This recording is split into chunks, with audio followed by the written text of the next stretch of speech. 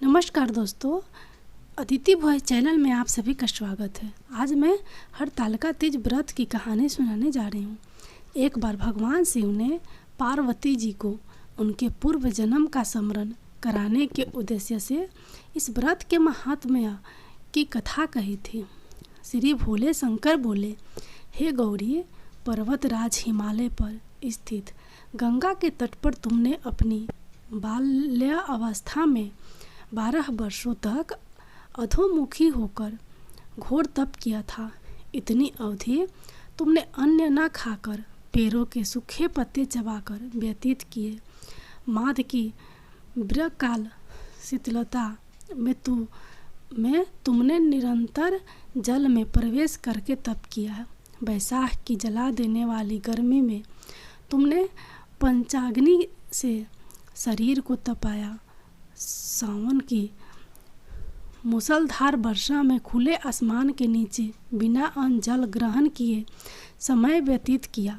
तुम्हारे पिता तुम्हारी कष्ट साध्य तपस्या को देखकर बड़े दुखी होते थे। उन्हें बड़ा क्लेश होता था। तब एक दिन तुम्हारी तपस्या तथा पिता के क्लेश को देखकर नारद जी तुम्हारे घर पधारे।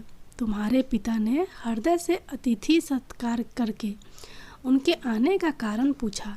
नारद जी ने कहा, गिरिराज, मैं भगवान विष्णु के भेजने पर यहाँ उपस्थित हुआ हूँ। आपकी कन्या ने बड़ा कठोर तप किया है। इससे प्रसन्न होकर वे आपकी सुपुत्री से विवाह करना चाहते हैं। इस संदर्भ में आपकी राय जानना चाहता हूँ। नारद जी की बात सुनकर गिरिराज गद हो उठे। उनके तो जैसे सारे कलेश ही दूर हो गए। प्राश्चित होकर वे बोले, श्रीमान, यदि स्वयं विष्णु मेरी कन्या का वरण करना चाहते हैं तो भला मुझे क्या आपत्ति हो सकती है। वे तो साक्षात ब्रह्मा हैं। हे महर्षि, यह तो हर पिता की इच्छा होती है कि उसकी पुत्री सुख संप्रदा से युक्त पति के घर की लक्ष्मी बने। पिता की सार्थकता इसी में है कि पति के घर जाकर उसकी पुत्री पिता के घर से अधिक सुखी रहे। तुम्हारे पिता की स्वीकृति पाकर नारद जी विष्णु के पास गए और उनसे तुम्हारे ब्याह के निश्चित होने का समाचार सुनाया। मगर इस विवाह संबंध की बात जब तुम्हारे कान में पड़ी तो तुम्हारे दुख का ठिकाना न रहा।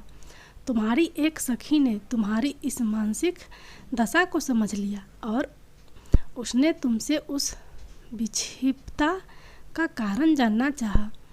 तब तुमने बताया, मैंने सच्चे हृदय से भगवान शिव शंकर का वरण किया है, किंतु मेरे पिता ने मेरा विवाह विष्णु जी से निश्चित कर दिया।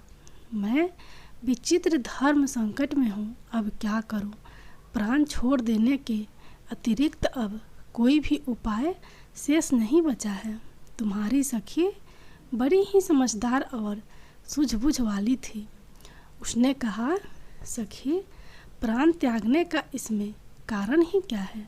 संकट के मौके पर धैर्य से काम लेना चाहिए।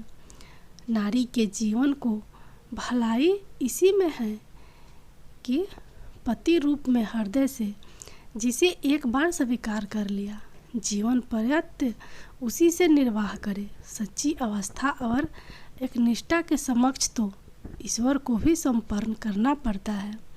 मैं तुम्हें घनघोर जंगल में ले चलती हूँ, जो साधना स्थली भी हो, और जहाँ तुम्हारे पिता तुम्हें खोज भी न पाए, वहाँ तुम साधना में लीन हो जाना। मुझे विश्वास है कि ईश्वर अवश्य ही तुम्हारी सहायता करेंगे। तुमने ऐसा ही किया।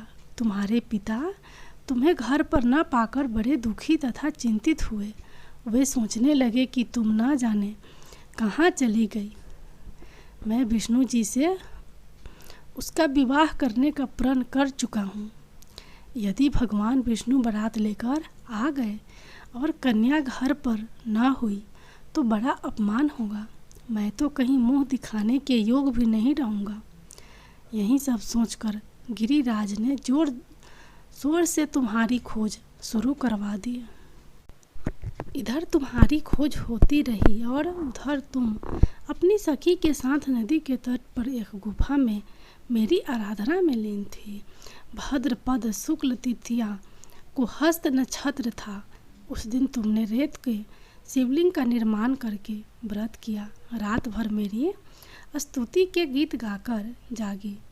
तुम्हारी इस कष्ट साध्य तपस्या के प्रभाव से मेरा आसन डोलने लगा। मेरी समाधि टूट गई।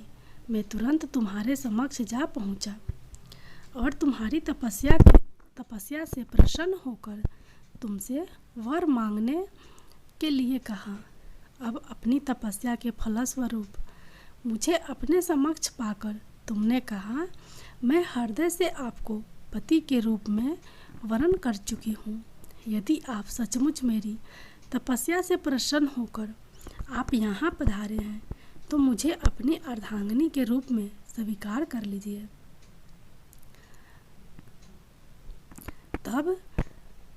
तब मैं तथास्तु कहकर कैलाश पर्वत पर लौट आया। प्रातः होते ही तुमने पूजा की समस्त सामग्री को नदी में प्रवाहित करके अपनी सहेली सहित व्रत का पारण किया। उसी समय अपने मित्र, बंधु व दरबारियों सहित गिरिराज तुम्हें खोजते खोजते वहां आ पहुँचे और तुम्हारी इस कष्ट साध्य तपस्या का कारण तथा उद्देश्य पूछा।